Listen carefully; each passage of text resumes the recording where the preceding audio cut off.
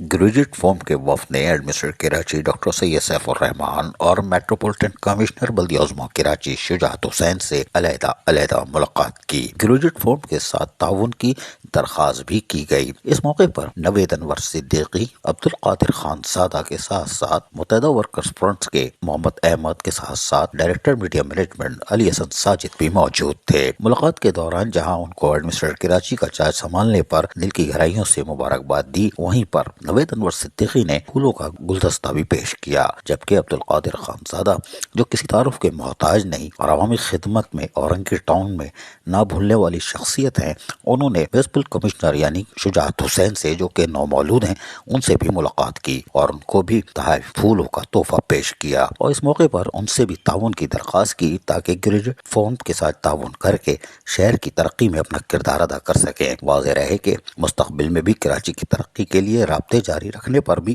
Administrator Karachi doctor سید safe الرحمان کے ساتھ ساتھ میٹروپولیٹن کمشنر شجاعت حسین نے یقین دہانی کرائی۔ واضح رہے کہ ایڈمنسٹریٹر ہو یا میٹروپولیٹن کمشنر، ان کی کراچی کے لیے یقیناً خدمات ہے، اس سے انکار نہیں کیا جا سکتا،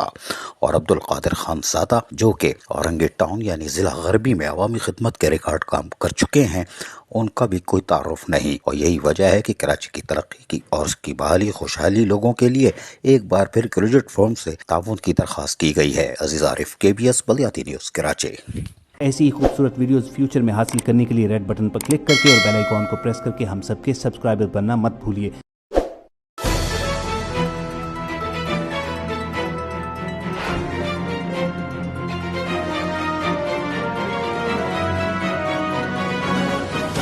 KBS بلدیاتی نیوز